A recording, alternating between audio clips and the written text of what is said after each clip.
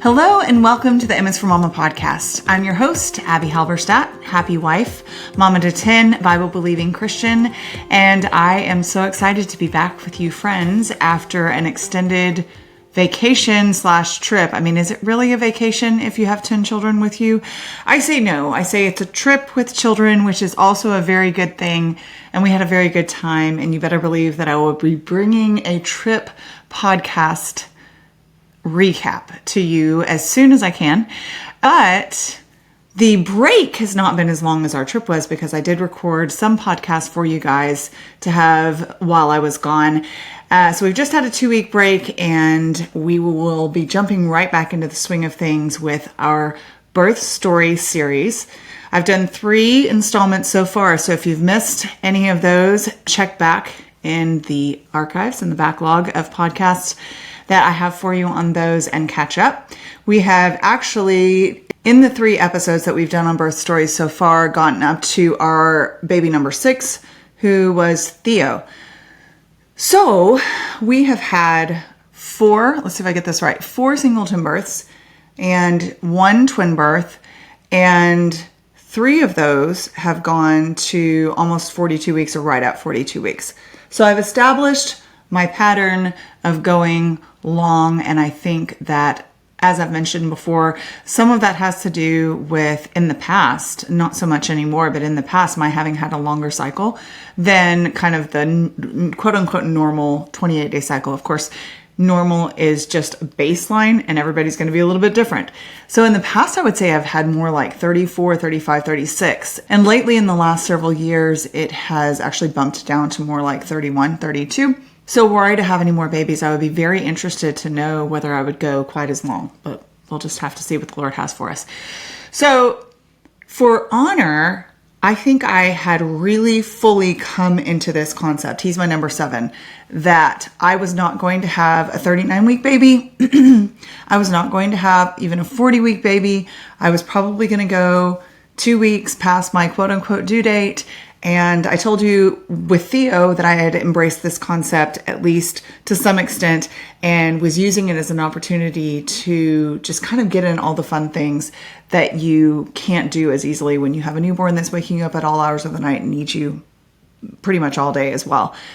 So Honor did indeed go to 42 weeks on the dot. I don't know if I was manifesting that for myself, but really I wasn't thinking I will go to 42 weeks. There was always this kind of niggling possibility in my mind that, hey, who knows? I could go a little bit earlier. But sure enough, he just kept not showing up.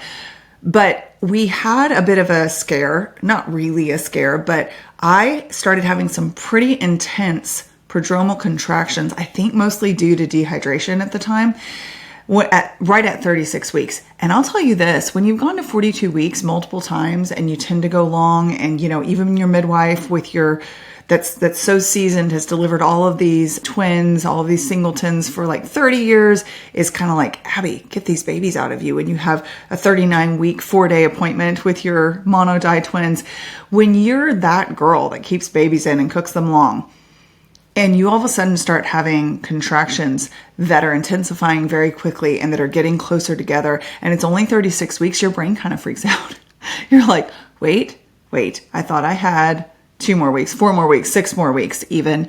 And that's kind of where I was mentally. And I remember that I was lying down in my mom's bed. We were actually at her house when it ramped up, lying down in my mom's bed, drinking red raspberry leaf tea, drinking lots of water, watching a Jane Austen movie, I think.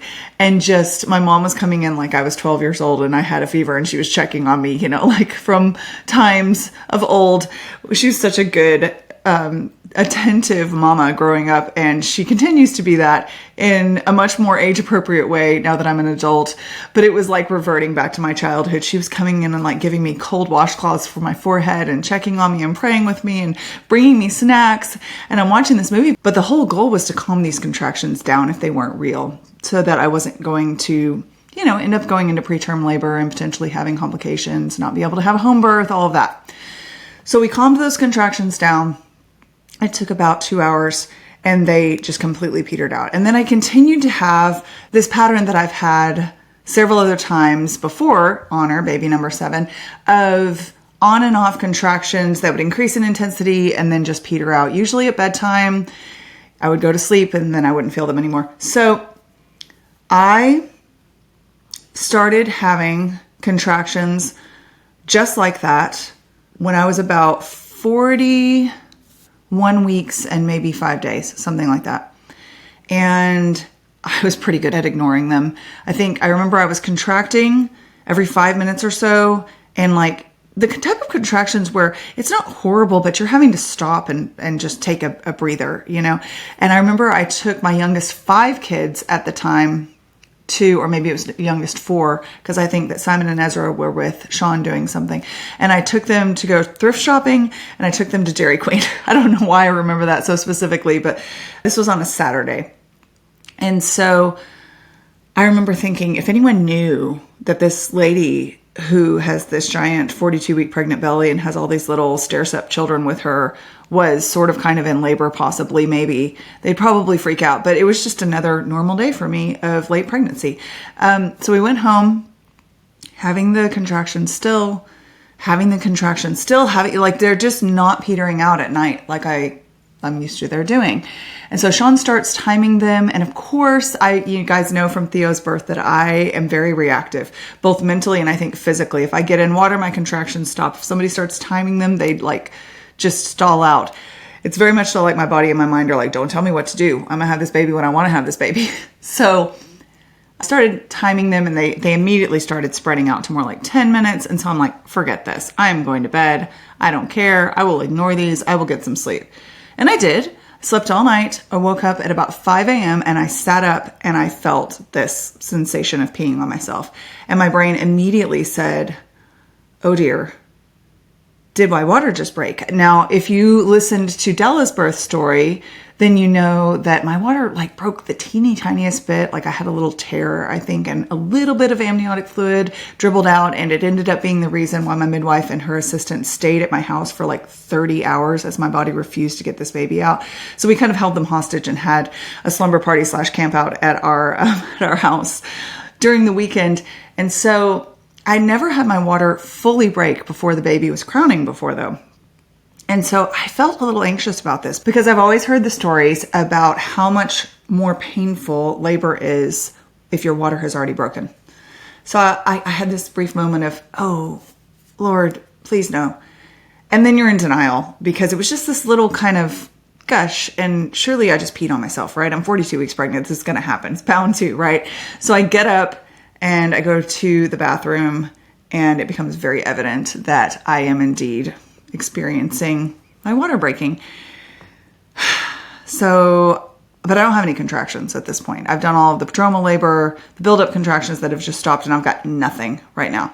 So I remember I washed my hair, blow dried my hair, and straightened my hair just to give myself something to do. I don't straighten my hair often, and it was just like, well, might be having a baby today. Let's see if these contractions get going if I just do something kind of mindless and soothing. So after I finished with my hair, I go wake Sean up. It's maybe 6:15 in the morning at this point. I tell him my water broke, and he sits up really fast and looks at me like, what? That's not normal. Are you about to have a baby? And I'm like, no, I'm not contracting at all. So we have some breakfast. We get the kids going, and he says, should we take the kids to your mom's just in case this kicks in? I mean, it's got to kick in at some point, right? Your water's broken. I call my midwife. I let her know that I'm pretty sure my water's broken. You know, they can do tests to make sure that it's true, but I'm like, yeah, I'm sure. And she's like, okay, keep me posted. If you're not having any contractions now, they'll probably get going in the next couple of hours. So we kind of have a slow morning, but with the idea of gathering up what we need to take the kids to my mom's and get headed that direction. So we take them over there. She's about a 30-minute car ride away, and I'm having random contractions. So a stab of this, a little petered out thing there, a little tightening here. And I'm starting to get a little frustrated because it's been, at this point, I think we got there around lunchtime. So it's been 7 hours since my water broke, 7 hours since I woke up, and really nothing is happening. And I know that I don't do well as far as advancing in labor when my brain and body are stressed out. I've already established that twice with Della and with the twins, that if I start doubting that the labor is really happening, or if I start having these kind of adrenal surges and the shakes that come with them, I'm going to struggle to progress in labor because my body just stalls out, even when I try to calm it down. So both of those times, reading scripture and just being really still and like relaxing my toenails, my hair, like just relaxing every part of my body was really helpful. So I'm like trying to stay really calm and chill about it, but I don't feel calm or chill because we've introduced now this concept that my water is broken and I am on a deadline. My midwife is pretty supportive of letting my body do its thing, but she is actually also a nurse. And so she's aware of like hospital guidelines and the fact that they're going to be upset if we show up past kind of their deadlines, if something doesn't kick in. So she's kind of trying to weigh all the factors of getting this baby out how he needs to come out naturally versus if there ends up needing to be intervention. So she just says she's going to come check me that evening. So we end up doing, after we drop the kids off at my mom's, what apparently we always do when we're in labor, and we go to Lowe's and we're looking for, I don't even know what. But what I started to notice was not that the contractions were getting more regular or that they were getting that much closer together, but that they were getting much more intense when they did show up. So I remember walking by this sales rack and a contraction kind of just jumping on me out of nowhere, and my grabbing the bar of the sales rack and hanging on while this knife-like contraction just ripped through me. And Sean was looking at me like, where did that come from? Because that looks like the kind of contraction you have when you're in like active transition labor and you were just walking around fine 2 minutes ago. And that fear again of what this was going to be like with my water broken started to well up in me, because I could tell that the pressure I was feeling from that strong contraction was different. It was creating a very sharp sensation, like a knifing sensation against my pubic bone, instead of what usually just felt like pressure. So try not to think about it too much. We go home, I take a nap, try to ignore the contractions. They don't stop, but they're not doing much. And the day kind of continues in this fog of nothingness, like just not much progress, can't focus on much of anything, can't be very productive because my mind keeps going back to what if. So I fold some socks, I watch a show with Sean, I do some dishes, but there's not much going on. My midwife comes over and she checks me, and my water is broken, and she suggests, she is, again, a nurse as well as a midwife, tends toward the natural side, but is aware of some, medical interventions that might need to take place if we go past a certain point. And so I think I'm at I'll have to think about this, but I think this is probably about 8 o'clock at night or somewhere in that range, or 9 o'clock at night. So somewhere in the 15 to 16 hour range after my water first broke. And I think if I remember correctly, Melina had said, let's revisit this around 18 hours. Like that's kind of when we want to talk about our options. Well, she was already out of my house and she said, you don't have to do this, but I'm recommending 1 round at least of antibiotics because I had not gotten a group B strep test before this. So since we didn't know whether I was group B strep positive or negative, she was recommending a round of antibiotics. And she had to go back into town 30 minutes away to get this from her office. And Sean and I said, okay, we'll go with your recommendation. We're okay with that. And there will be people that are like, Abbie, you shouldn't have done that. There'll be people like, Abbie, you should have had a group B test. I get it. There are opinions on all sides. There are pros and cons on all sides, but this is where we were. And so she went back into town and she told us, she said, do all the things you were supposed to do to get labor going. And so if you are an experienced birthing mama, you will know what those things are. And normally I would be very frank with you about what they are, but my 17-year-old son edits this podcast and they may make him squeamish. So we're just going to tiptoe around the specific things and say that we understood the assignment and that one of the things did in fact work and gave me a 6-minute contraction, y'all.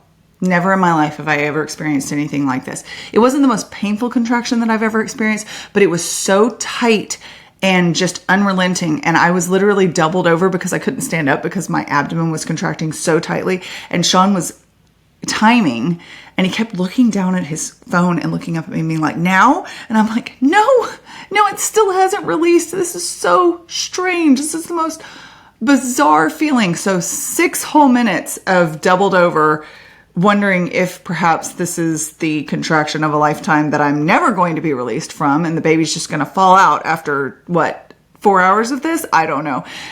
You don't get very logical when you're in pain and it's been a long time and your water's broken and all the things. So I start contracting every 2 minutes. I've been doing every 12, every 20, every 8, every 10, like just completely all over the place. And I have this 6-minute contraction and it just kicks in and it starts going. Well, that's exciting and everything.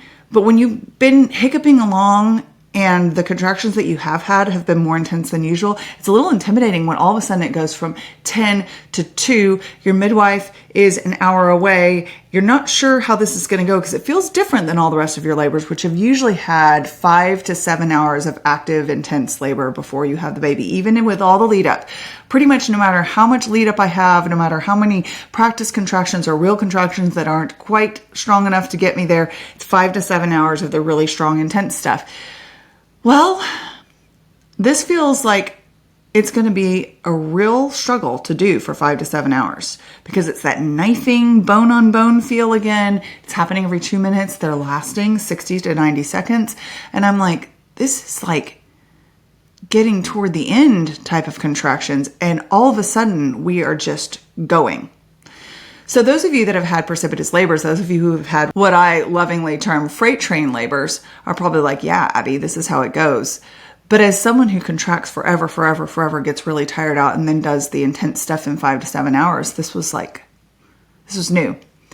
So my midwife comes back. I'm standing and swaying and matching socks and then grabbing things to hold on to each contraction that comes. And she is staring at me and Sean like, what did you do? Because she was not doing this when I left an hour ago. So she gives me the round of antibiotics, and she's usually very, very good with a needle, but she blows out one of my veins and I am like pumping blood all over the rug. And she's like, I am so sorry. That was so bad. Again, this has never happened before. And she's like, I don't know what I did.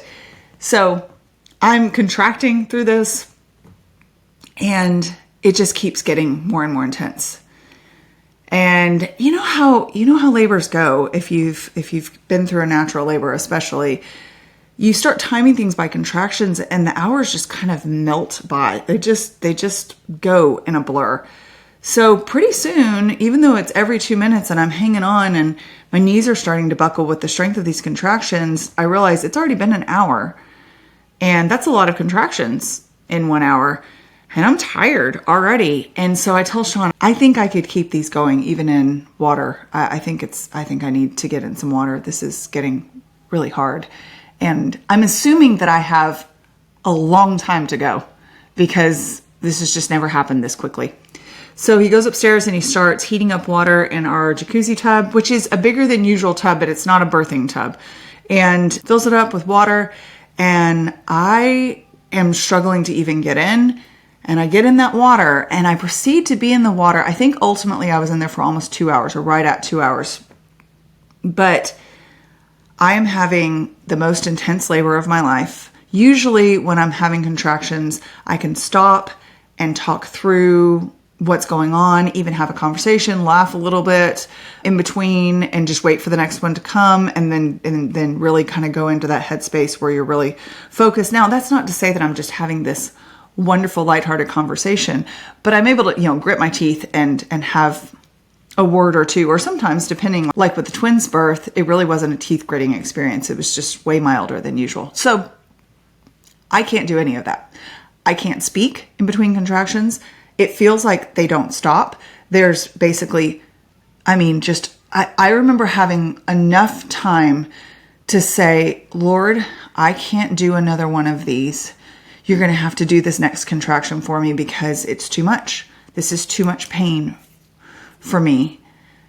And I didn't even feel like a wimp or like, not that I should have felt like a wimp, but here I am on my 7th baby and it should be, oh, I got this. I didn't feel like I got this. I felt like I needed the Lord for every breath and every contraction, which is going to be true for every breath of our lives, right? But it was just so evident that I needed help.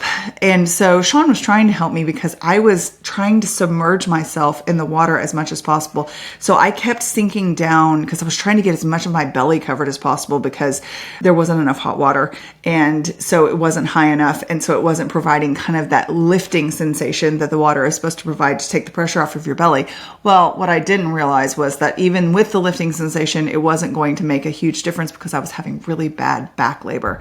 At the time, I couldn't have told you that because I couldn't have told you anything, but also because I really couldn't identify where all the pain was coming from. Now I realize my back felt like it was about to split. And yes, I could feel it in the front, but I was feeling it in the back way more. And so I'm trying to lower myself as deep into the water as I can. And Sean thinks I'm trying to drown myself. So I remember his reaching down and kind of trying to lift me up because barely my nose is above the water. My mouth is underneath. My shoulders are underneath. As much of my belly as can get underneath is underneath. And he's trying to haul me out and help me. And I just remember, if you're watching the video, you can see me, I'm just kind of vaguely waving my arms at him, like swiping at his face, trying to make him leave me alone because I don't have words. I think I probably said something, but I am so just laser beam focused on surviving this labor and trying to ward off kind of fear at how much this hurts and thinking, maybe I can't do this. Maybe this is the one where I fail.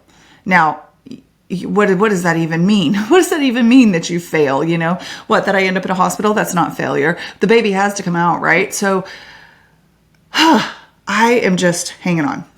And then before I can even really articulate what's going on, I am bearing down without realizing it. And there's a head coming out. And so Sean calls down to Melina something like, "Head, we have a head." Well, she comes charging up the stairs because she's been my midwife or my midwife's assistant at multiple births at this point. And at no point have I just popped a baby out with no prior notice.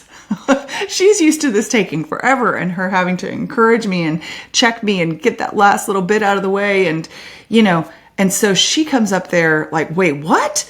And gets there just in time to catch the rest of him as he comes out.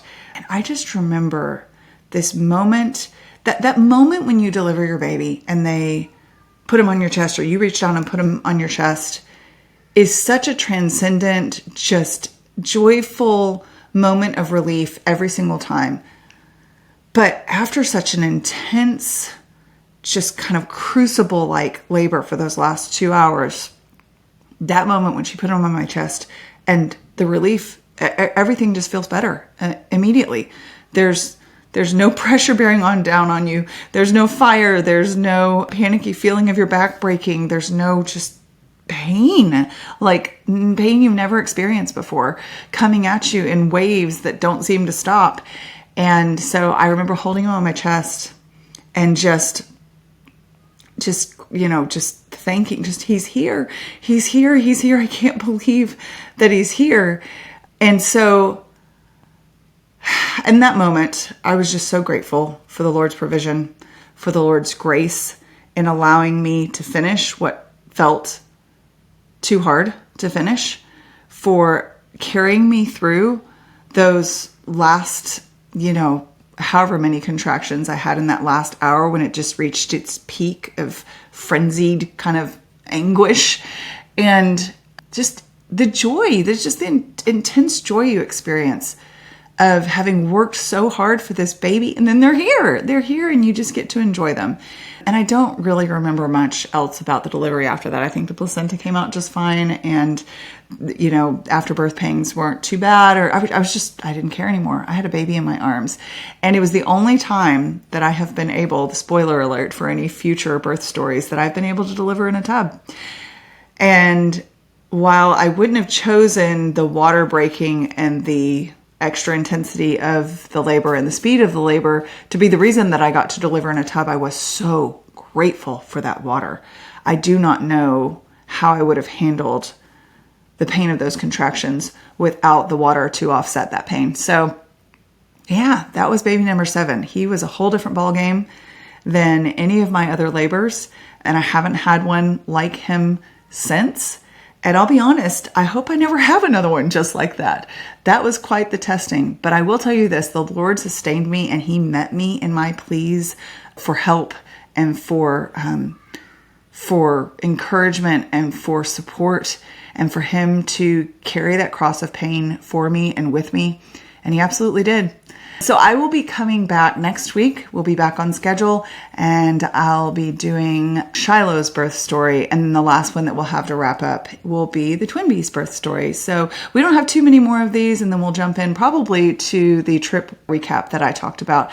But I hope you guys are enjoying this series, and I thank you guys for listening along, and I can't wait to share more with you in the future.